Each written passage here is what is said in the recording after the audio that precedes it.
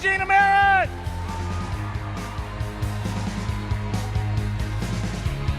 Woo! I'm fired up. Hey, okay. Steve and Gina, thanks for saying yes. Thanks for believing in us. And thanks for going out there with such passion. And thanks for dreaming a big dream. They just taught you leadership principle number 1. Leaders dream big dreams. There it is in full living color. Principle number 2, leaders never quit on themselves. They adjust. You know, I've had 12 careers since I graduated from high school. Isn't that amazing? 12? Someone say, man, you're a loser. I mean, I love my mom, but Mom, I remember the day you called, and I remember the day you called me and said, Dallin, when are you going to find something and stick with it? I said, Mom, as soon as I find what I was born to do, because, you know, you guys taught me to chase my passion and discover what I'm good at, and that's what I'm trying to do. And I found it, and I stuck with it. I'm grateful that I had the courage to do that. I never quit on myself, but I quit on things, and I made some adjustments. We all need to do that. You know, a few years ago, we heard a gentleman by the name of Greg Barton speak to the convention attendees. Greg, wow, what a great story. Born with 2 club feet. He wanted to be a runner, but he had club feet, and so he said, you know what? I'm not going to quit on myself. I'm going to make some adjustments in my goals. And so instead, he became a gold medal Olympic champion in canoeing with 2 club feet. He took his weaknesses and made them strengths. So don't quit on yourself. Make some adjustments, you know. Things don't always work out exactly how you expect them to. I can promise you that Steve and Gina haven't enrolled everybody that they've talked to. But they didn't quit. They didn't quit on themselves. They didn't quit on their dreams. They made some adjustments along the way. You plan, do, check, and adjust, right? Principle number 3, leaders understand the value of work and focus. Understand the value of work and focus. If my parents gave me anything, they gave me the love of work and appreciation for that 4-letter word, getting me out of bed every morning at 4:30 in the summer to go move those irrigation pipe in the potato fields. And that's where I would look up at the moon and the stars and the sky and start dreaming big dreams. I'm so grateful for the power of work. I realized when that high school principal slugged me in the face, true story, he'd be thrown in jail today. Mom, why didn't you throw him in jail? Slugged me in the face. Rexburg, Idaho. You can do that in Rexburg. Told me I'd never graduate, but I knew I was going to graduate. It just wasn't my season, but I knew that God created me to do some great things. And I was on His errand, and I still feel that way in life. But I think as someone who understands the value of work and focus, I think of our own Henry Marsh. You don't become a 1, 2, 3, or 4-time Olympian without understanding work and focus and not being afraid of it. I can promise you, because Henry's told me there were many days and evenings when my friends would be going out on dates, and I was out running in the streets of Utah in the rain and in the snow because I was delaying the gratification of today for a greater goal for tomorrow. He wasn't afraid of work. If you want to become a black diamond, guess what? I got news for you. You got to work. You got to learn to love and appreciate the sweat. Am I so grateful that this business is not easy? I really am. Because it's through the work and the persistence and the determination in life that you're chiseled and you learn those disciplines. Don't be afraid of work. Embrace the work. I think of Walter Payton, my favorite athlete of any sport. I think he was simply the best. You know, a few years ago, I was having lunch with a gentleman and his wife in Florida. He used to play in the NFL, and I asked him, who was the hardest guy that you ever had to go against? Because this guy played on the defense, a defensive back for what was then the St. Louis Cardinals. They've now moved to Arizona, but this was back a few years. And without equivocation, and without even thinking for more than 3 seconds, he said, Walter Payton, no question. And I said, really? Why? He said, Dallin, last game of the season, Soldier Field. The field was frozen. The St. Louis Cardinals, last game of the year, we were not going to make the playoffs. Nothing to play for. Chicago Bears, last game of the season, nothing to play for. They were not making the playoffs either. On that day, Walter Payton ran like it was the Super Bowl when he had nothing to play for, except for the fact that he valued and gave his best every game, regardless of whether or not it meant going to the Super Bowl, because he knew after that game he was going to pack his locker and have another offseason missing the playoffs in the NFL. The gentleman said, that day I made 8 unassisted tackles on Walter Payton. He ran like it was the Super Bowl because he gave his all each and every day. Do we give our all each and every day?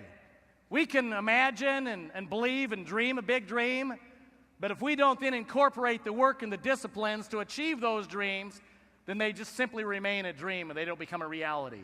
I'm grateful for real-life examples in my life of Henry Marsh and Walter Payton, the Steve and the Ginas of the world who have gone out and shown the value of work, and that work is as important in 2011 as it was in 1973, 4, and 5 when I would get up in those mornings and move those irrigation pipe in the potato fields of Idaho. Don't be afraid of work. Embrace it. Principle number 4, leaders chase their passion, not their pension. Listen, if you're chasing your pension, you're going to find that money is going to elude you all the days of your life. Chase your passion. I think of Mother Teresa when I think of someone who chased their passion. She wasn't paid. She wasn't rich by worldly standards, but my goodness, was she wealthy. Let's chase our passion. Let's find out what we're passionate about. I love what I do because I'm passionate about making a difference in people's lives. I hope you can find this passion within Montevideo. Principle number 5, leaders are risk takers, willing to fail in order to succeed. Steve and Gina were willing to fail. They invited those people over to their house. Some of them fell asleep. They were willing to fail.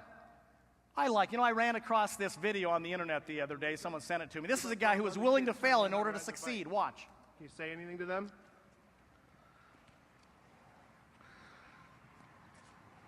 Everybody, I know you can believe in yourself. If you believe in yourself, you will know how to ride a bike. If you don't, you just keep practicing. You will get the hang of it, I know it. If you keep practicing, you will get the hang of it, and then you can get better and better at it if you do it. Give me some thumbs up. Thumbs up, everybody! All right. For rock and roll! He was out there riding his bike, kept falling down, and then one time he didn't fall down, and was he excited? Was he passionate about it? Yes, he was. I think of this gentleman, Eric Weinemeyer. He spoke at our convention a few years ago as well, the first blind man ever to scale Mount Everest. Look in his eyes. I mean, as I look at this picture with his eyes open, looking out at the toppest peak, at the highest peak on the planet, he's blind, yet he sees.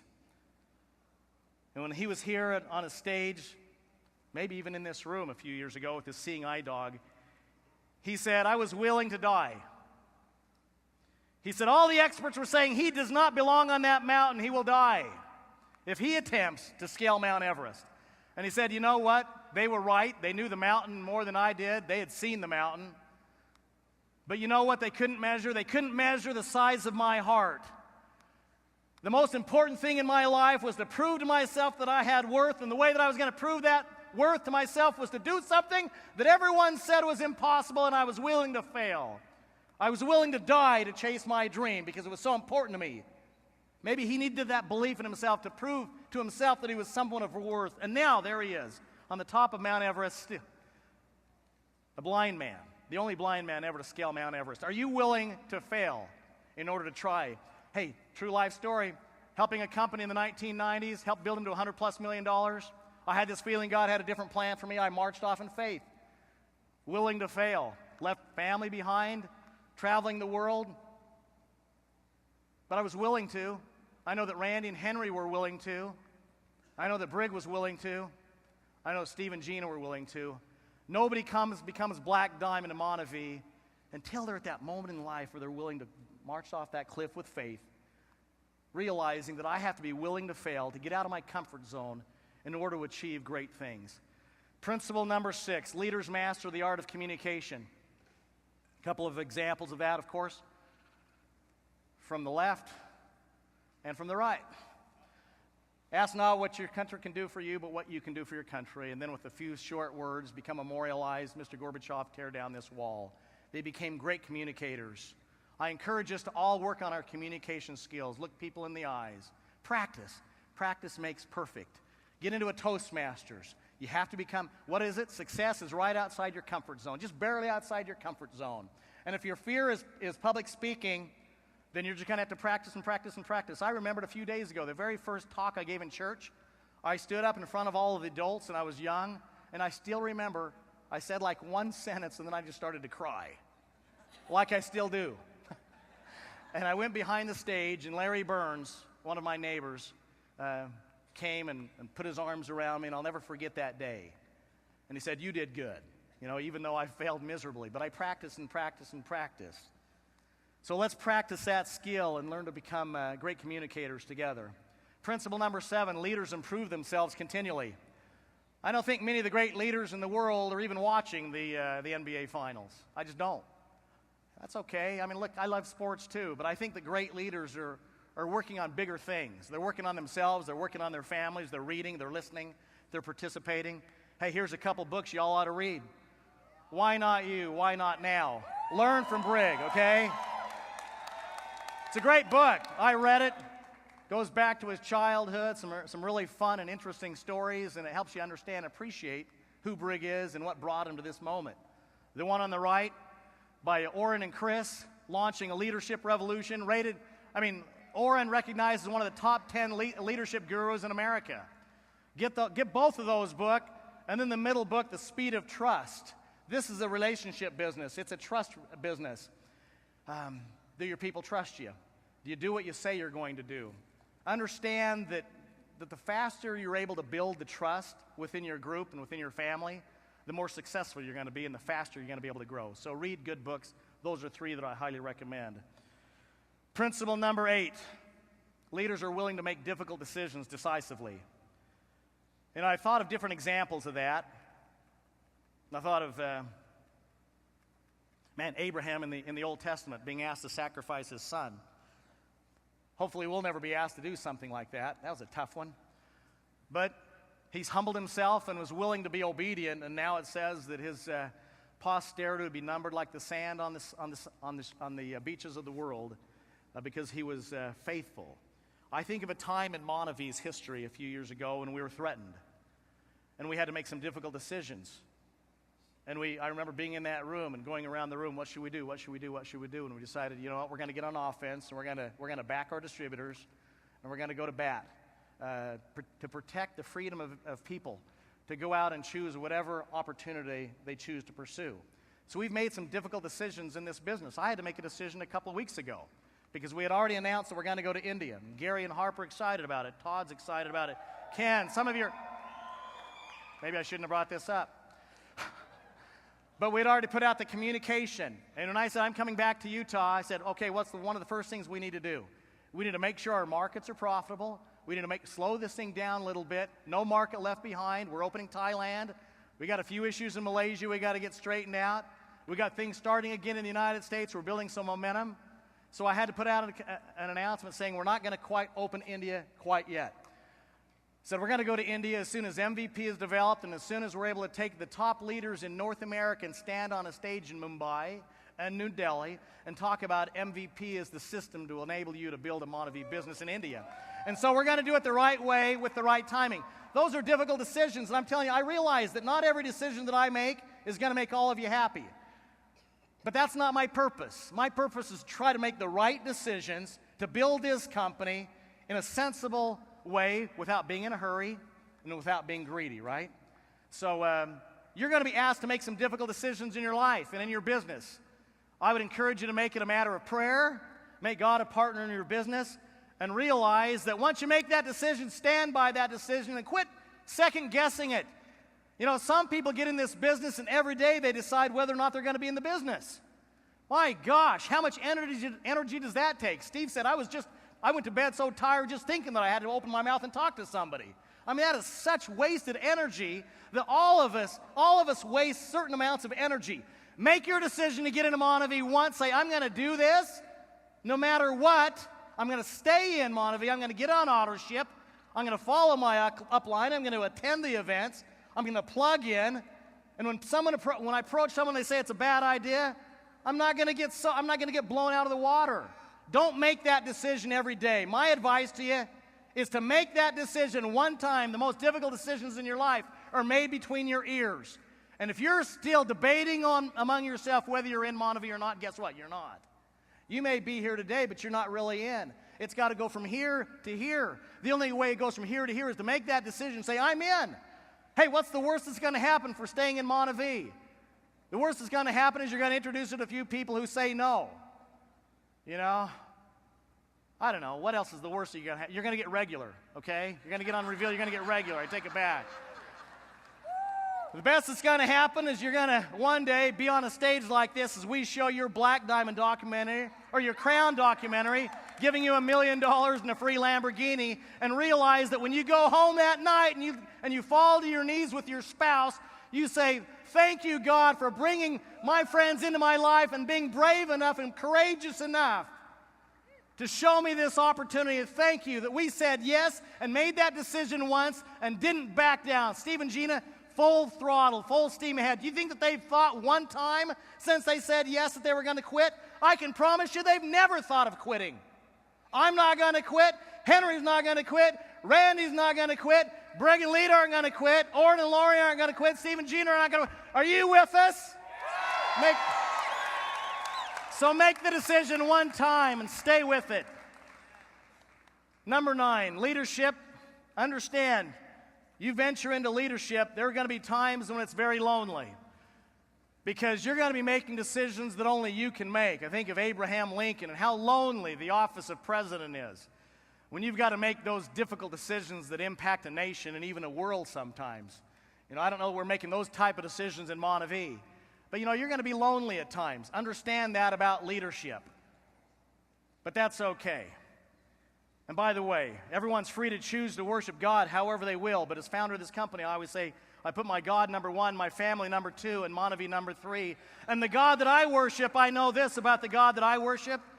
I know that there has never been a lonelier person on planet Earth. So I understand that there are times in our lives that we are lonely. And we may feel like we're alone. But I would encourage you at those lonely moments that maybe you're discouraged or depressed, that life is worth living. And I encourage you to fall on your knees and ask God to be there for you and to bring people into your lives that help lift you up and help you realize the purpose of your life and your destiny. It's lonely sometimes. I know that Carrie, you know, she gets this. She understands that there are many times when I feel lonely. And the reason I feel lonely is because my heart aches when I see people who are hurting, and I want to do more, and I want to be more to help you and your family, and that's what's driving me, because I truly want freedom for each and every one of you. And it's not so much about going Black Diamond. I want you to be free from addictions. I want you to have a relationship with God. I want this company to be a company that stands on principle in a world where things are shifting here and there. That's why I say the N in Montevideo stands for the North Star, because it's constant. I want Montevideo to be that constant in your life.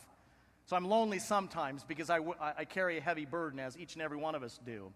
But I'm going to keep carrying on, doing the best that I can, and I hope that you will as well. And principle, finally, number 10, is that leaders, great leaders, in history move from success to significance. And I'm not talking about just donating a lot of money like Warren Buffett, although I'm just in awe at how he and Bill Gates have turned over their wealth to the causes that they believe in. But also, you can do significant things without writing a check. You can do a significant thing by buying an ice cream cone for a veteran that served our country. You can do a significant thing by pulling some teenagers aside and teaching them some principles in life. You can do a significant thing by, there's many, many ways within your family and strangers. I'm going to end with this quote by Henry David Thoreau that goes like this: if one advances confidently in the direction of one's dreams and endeavors to live the life which one has imagined, if one advances confidently in the direction of one's dreams and endeavors to live the life which one has imagined, one will meet with a success unexpected in common hours. We met with a success unexpected in common hours. We knew we were going to build a big company. We didn't know that we were going to do it as fast as we have. But it's because we marched forward with belief, confidently in our dreams. It's because Steve and Gina marched forward confidently in their dreams, and they reach success unexpected in common hours. The same is true for those that you will hear on this stage today. We talk about going from success to significance. Now I want to bring up to the stage one of my heroes in life. I want to bring up, on that video that we just saw, and it was the second time I'd seen it, my favorite line on that video is Sergio Ponce saying, "Hey, with the More Project, it's something I can live for and it's something I can die for." I mean, not many of us are involved in something that we would say we're willing to die for that. And I know that Sergio is that person because he works in the slums and he's had the guns pointed at his head before because he's going out there and making a difference. I'm so grateful for Sergio Ponce in my life and for the principles of leadership that he has taught me, his selfless nature. I want to have you welcome to the stage. Where is Sergio? Bring up Sergio. I want you to bring up Randy Larson and Henry Marsh as well.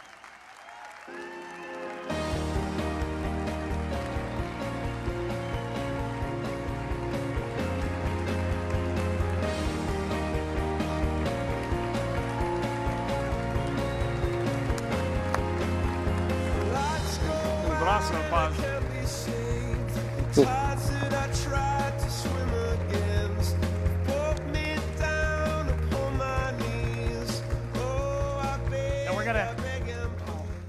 We're going to end this morning session like we end every session, Friday morning session of our convention, a tradition that began a few years ago. But before we talk about the More Project, I want to talk for a minute about, haven't there been a lot of natural disasters lately with the devastation in America and before all the tornadoes and things in Alabama and elsewhere, in Joplin. We had the tsunami in Japan, and we've got many distributors here with us from Japan who have made the trip. And my brother Randy was in the Tokyo airport when the tsunami hit and the earthquake. And so our hearts have gone out to our distributors in Japan. And on a personal note, to see the Japanese people and how they've responded to this natural disaster and tragedy in their country has been awe-inspiring for me.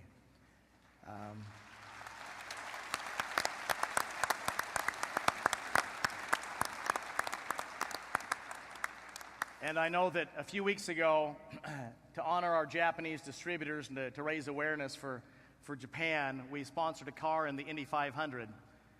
You're either first or last. We decided to be last at this race. Bear it deep, Frank. Lap 20. Anyway, we were the first to the garage, and that's really what counts in these races.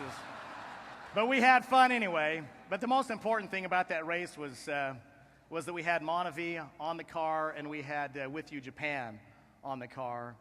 And I know that Henry, why don't you you're heading over there with Sato, that was our driver, with some of the efforts to raise funds for Japan. Why don't you just share kind of what we're doing with that? The most important thing is our message is the Monavi families around the world, and we're a family. And when family members need help, the whole family's there to help them. And the message we want to send to the Japanese people is we're with you, Japan. That's the name of Sato, Takuma Sato, the top race car driver in Japan. We wanted to partner with him and use his influence to help raise awareness for the people in Japan and our Monavi family in Japan. I'll be going over next month with Sato. We'll go to the Sendai area. We want to bring the top leaders from Japan with us in that area to raise awareness. We have other plans to partner with other people. We believe the more people we can partner with, the more awareness we can bring, and the more awareness we can bring to it, the more funds we can raise, the more good. And we're going to get down to brass tacks. We're going to look at specific children that have been orphaned that we can help. We're going to look at housing that can be built to help them. We're not just going to do lip service to this and say, okay, give your money, it's going to a good cause. We're going to show you exactly where it's going. We want our people there, shoulder to shoulder, hand in hand, helping these kids, just like you have been so generous to do with the children of Brazil. The children of Brazil are still our main focus, but where there's need around the world with our Monavi family, we're going to be there helping them hand in hand, specific things that need to be done. So we're excited to go over there. And when you're in need, we're there for you. Thank you, Henry. Randy, why don't you being in the airport with the earthquake, why don't you maybe just share a few of your thoughts of that and what's happened since? Well, I was on my, can you hear me? I was on my way back from Bangkok back to the United States, and I had a 2-hour layover in the airport, and the earthquake hit. And, you know, a 9.0 earthquake is pretty powerful. I'd never seen anything like it, but it didn't fully affect me. I got to speak up. But a couple weeks ago, I went with the Japanese staff up to Sendai, and we drove for 50 or 60 miles, and I'm telling you, the images are engraved in my mind. Not only what you could see, but it was like a war zone for 50, 60 miles. We saw one building 5 stories high with a bus on top of it. Somehow it got up there. We saw graveyards of unknown people with flowers on them, with Buddhist monks going out and blessing these kids. And we saw this, and it just, you know, the most proud moment I went to a warehouse, and we have all these Manavi boxes filled with clothing and food and things. And our staff and our distributors up in Japan are going up at Sendai and helping the people. And I couldn't be more proud, and you cannot be more proud of your Manavi family in Japan and around the world for their giving hearts. And employees, I think of Sawaki-san, who is the IT guy, every single weekend going up to Japan and giving his time and just going and working in the name of Manavi, wearing a More Project shirt just every single weekend, working in the rubble and take care of the people. So I want you to know that this is a family. We're all connected, and we're all Japanese. And so I look forward to doing more. Thanks. Thank you, Randy. Maybe before we start talking, Sergio, about Brazil and the efforts with the More Project, our production staff put together some images of Japan and what happened, and I was introduced to a song sung by a lady by the name of Mindy Gledhill. And I haven't met Mindy, but I believe that she's with us here today, and I'd like to invite Mindy out to sing this song that I think is so beautiful. Listen to the lyrics, and as we listen to the lyrics, you can see some of the images of what took place in Japan just a few months ago.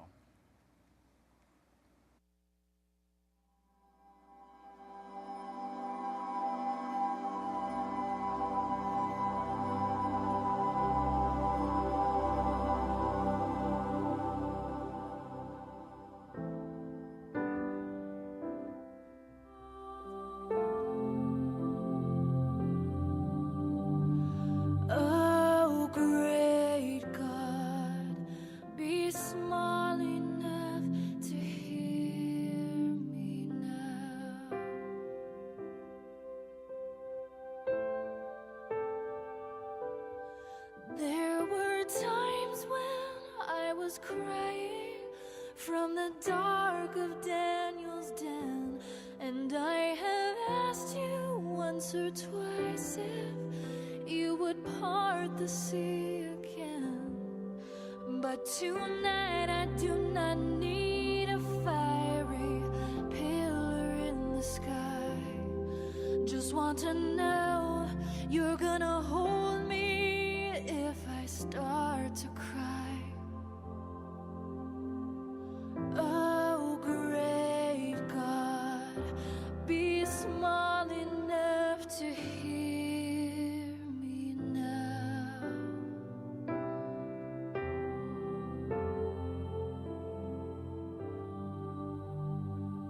Oh, great God, be close enough to feel you now. Oh, great God.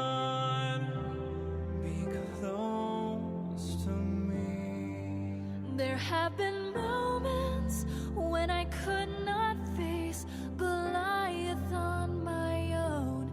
And how could I forget we marched around our share of Jericho? But I will not be setting out a fleece for you tonight. Just want to know that everything will be alright. Oh, great God, be close enough to feel you now.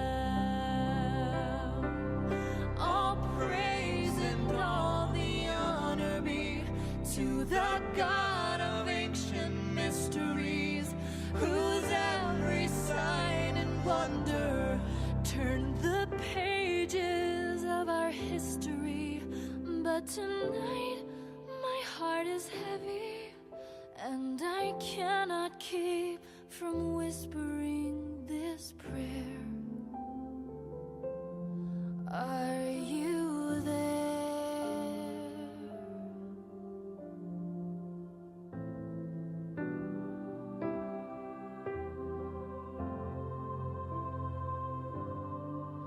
And I knew you could leave writing on the wall that's just for me, or send wisdom while I'm sleeping, like in Solomon's sweet dreams. But I don't need the strength of Samson or a chariot in the end. Just want to know that you still know how many hairs are on my head.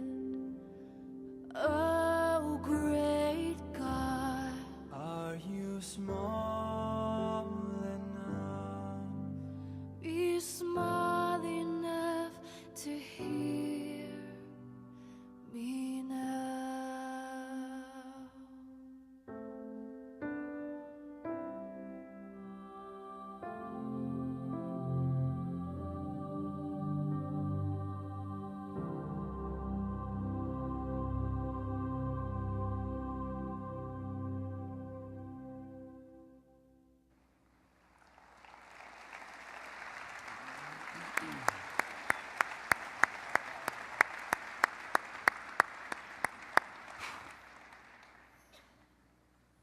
So what I'd ask you to do, if you, we have these shirts. I wish I had one on stage. I don't know if we have one on stage.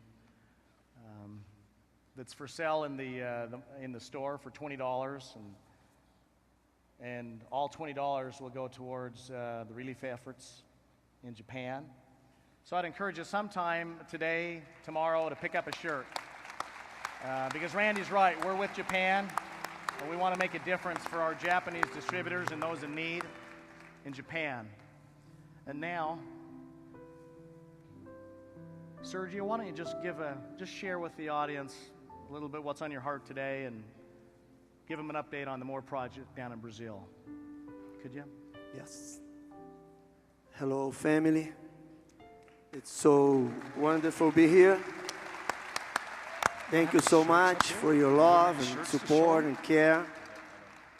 I have a few minutes, but when we start this convention this morning, I was in shock watching the video with Henry.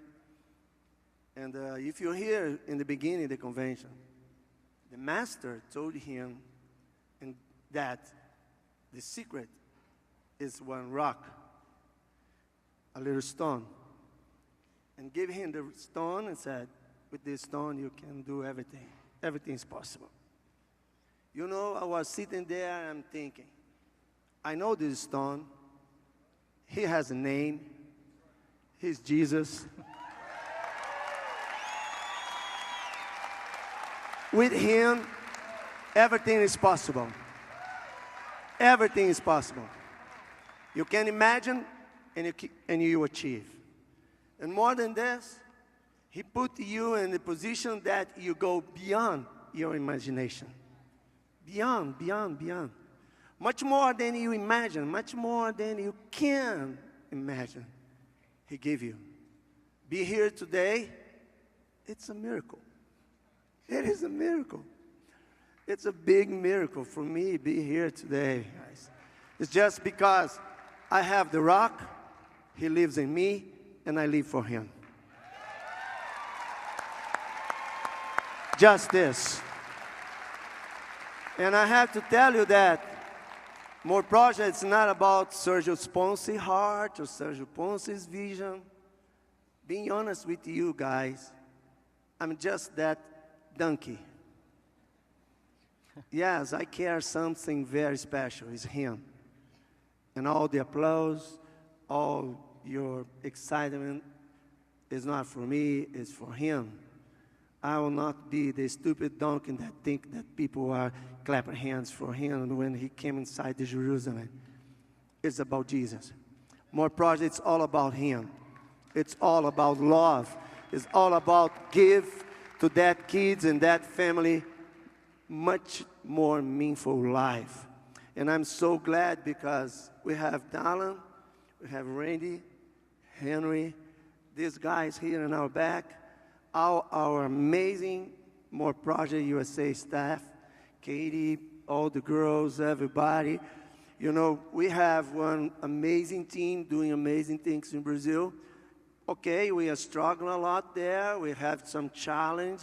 We need change. Sometimes, you know, life change. You know, sometimes you have to deal with some difficult. We are living that moment now there in Brazil. That's the truth. But I'm so excited, so excited. When I came to Ruby flying in there, and I felt the Spirit in the Ruby flying, Jesus Christ, isn't it? I was, wow, man. We are here, you know. He is here. I can feel His presence, His hands. So if you have His presence, if you have His hands, we have everything. We have opportunity, we have talent, we have the gifts, we have, you know, grace and favor. And He will show us how to do it, teach us how to do it. And I can tell you, my friends, brothers and sisters, with Him, you can do crazy things. Last week, I spent some days inside the dangerous favela there in Brazil. Very dangerous. And I'm praying, God, I want to see the world through your eyes. I'm tired to see the world with my own natural eyes because, you know, I'm living in a very difficult place, guys. You have to understand that. All what my natural eyes see, it's horrible. Its kid doesn't have a father, families, nothing, no opportunity, just abuse, abuse, abuse, abuse, abuse. So I'm tired to see the world with my own eyes. I ask God, please give me your eyes. Give me your eyes. That's my prayers. And last week, something amazing happened in my life. I was there in the middle of the crazy, crazy, crazy situation. It was at 2 o'clock p.m., 2 o'clock p.m., and I came inside this place. And the drug lords were there, cocaine, crack, marijuana, everything, bags and bags and bags, and a big bag with money, a lot of money, and guns everywhere, you know, AK-47, you know, gun machines, and a lot of guys. So guys sitting just put the bullets together and give it for the others. A big suitcase with a lot of pistols, and the little boys, 16 years old, 14 years old, just taking the pistol and put it here and walk around like this. And I was there walking and praying, and then I started to pray with that guys. I came inside the big guy, the Lord, said, hey, I want to pray with you and for you. What do you think? It's okay? He take the AK-47, put it in the ground, and he had 2 grenades here in the belt. He closed the eyes. I put in my hands, and I pray. And I can tell you, in that moment, I didn't see a dangerous guy, a murderer. I didn't see a evil man like he is in the natural eyes. Do you know what I saw? I just saw a man desperate to encounter his Savior, the one that can change his life forever. I just see a child desperate looking for a father. And I start to cry, and I hug him, and I told him, man, God can change your life. God can change your life. So, guys, More Project. Sorry, I'm not here to preach. But I have to tell you this. More Project. We have many kids. We have Flavio, Patrice, no Flavio, Brig, Lida. We have the little Flavio. Flavio was online, working, you know, selling drugs with 12 years old. Doesn't have a father. His father was murdered because he was a big drug dealer inside the favela. Flavio never had one reference in his life.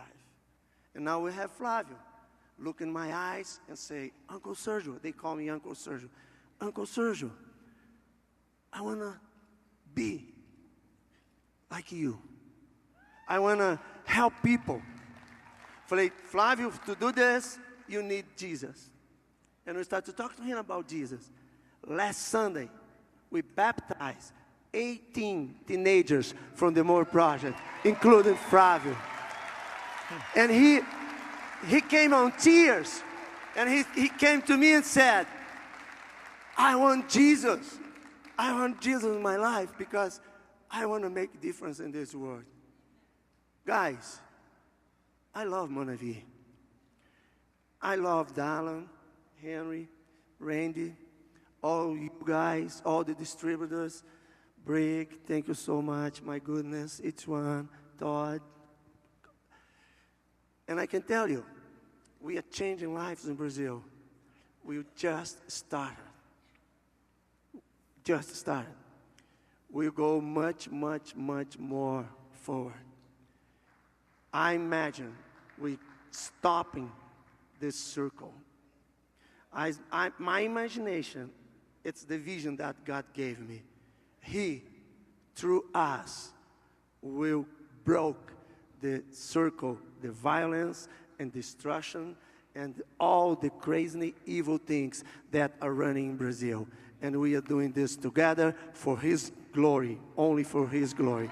Thank you so much. We love you. We desperately love you. Thank you, Sergio.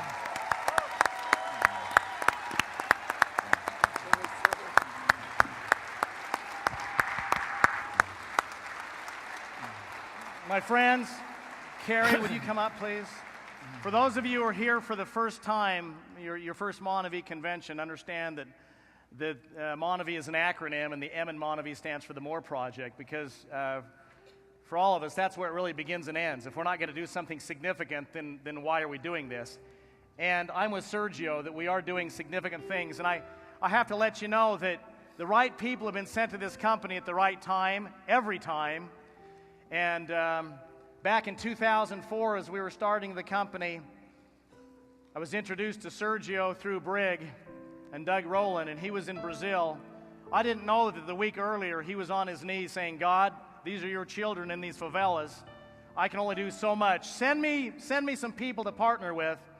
And in short order, we were on the phone with Sergio, and as Carrie and I talked to Sergio, I got goosebumps, and that's kind of how I make a lot of my decisions in life.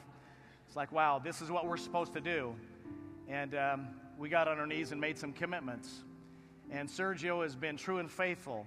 So grateful that we have someone who's willing to live and, if necessary, die for a cause, because he understands that life is eternal and that we're here for but a short moment, and it's about the influence that we have while we're here in that dash, the birth date and the death date and that dash in between. I'm grateful that Sergio is still in the dash, making a difference on a daily basis for Flavio and so many other kids, now numbering in the thousands of children that we're blessing with education and food and shelter on a daily basis, thanks to this Monavi family that's growing around the world.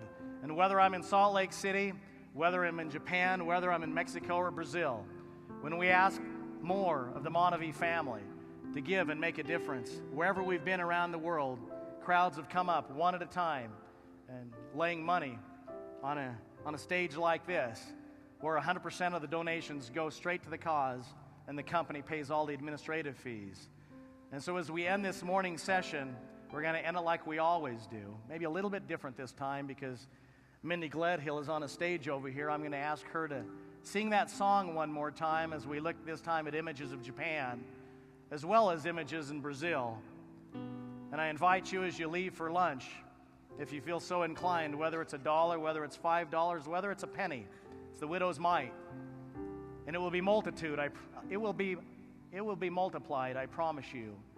And today you can be the source of doing much good and move from success to significance at this very moment as we end this morning session by raising some funds for the kids that live in those favelas, to help them take the guns and the grenades off of their belts and realize that there's more purpose and more value in life than to take the life of others, but instead to find their own in the process. That's what Monavy's about. Mindy?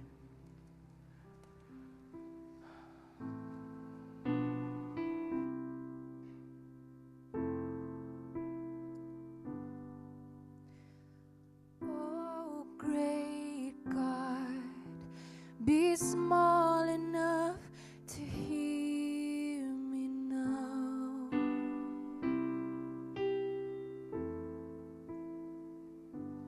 There were times when I was crying from the dark of Daniel's den, and I have asked you once or twice if you would part the sea again. But tonight I do not need a fiery pillar in the sky. Just wanna know you're gonna hold me if I start to cry. Oh, great God, be small enough to hear me now.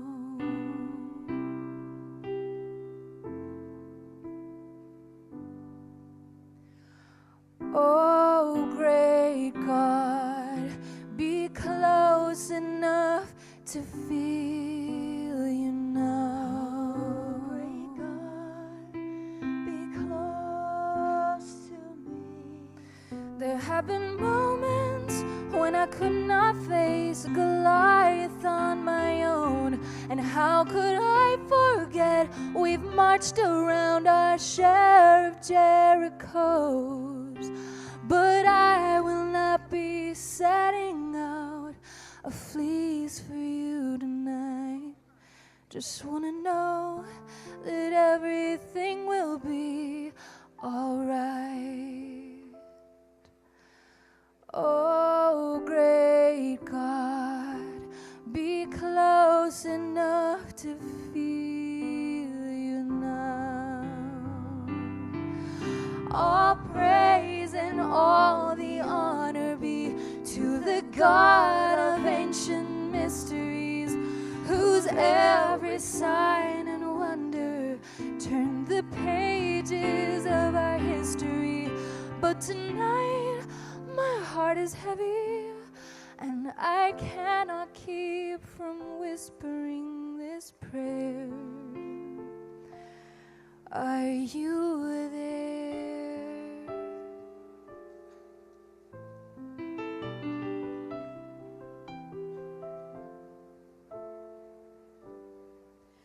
And I know you could leave writing on the wall that's just for me, or send wisdom while I'm sleeping, like in Solomon's sweet dreams. But I don't need the strength of Samson or a chariot in the end. Just wanna know that you still know how many hairs are on my head. Oh, great God, are you small enough? Be small enough to hear me now.